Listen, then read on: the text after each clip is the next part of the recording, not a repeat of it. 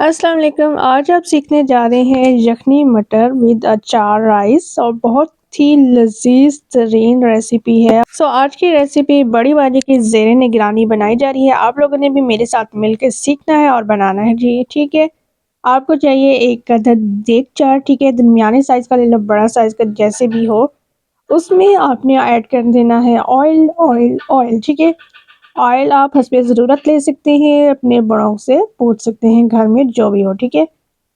और अगर ऑयल की क्वांटिटी में अप डाउन हो जाता है तो वो आपने ज़रूर ध्यान रख लेना है।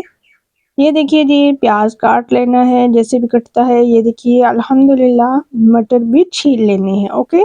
प्याज और मटर को आपने अच्छे से धोना है और देगचे में ऑयल के साथ प्याज ऐड करना है, ठीक है, ऑयल गर्म होने पर। और नेक्स्ट आपने इसमें ज़ीरा ऐड करना है और उसके बाद आपने ऐड कर देने हैं जी मटर और चम्मच भी चला देना है, ठीक है, मीन्स हिला देना है। ये देखिए जी।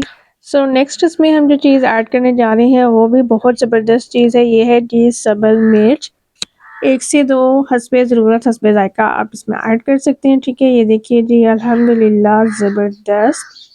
और हरी मिर्च तो हमने इसमें ऐड कर दिए हैं। नेक्स्ट हम इसमें नमक ऐड करेंगे, ठीक है। नमक आप हस्बे ज़ायक़ा ले सकते हैं।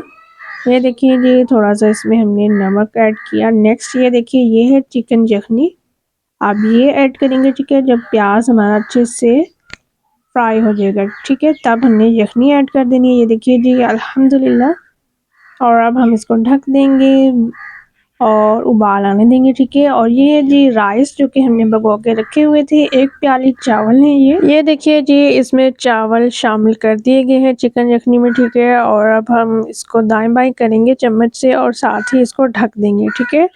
ढकने से ढक दिया गया है। नेक्स्ट इंग्रेडिएंट की तरफ चलते हैं जी, लसूड़ा और सुहाजने का अचार, ठीक है। अचार आप कोई सा भी ले सकते हो, आम का ले लो, गाजर का ले लो, जो आपके पास है वो आप अचार ले लीजिएगा।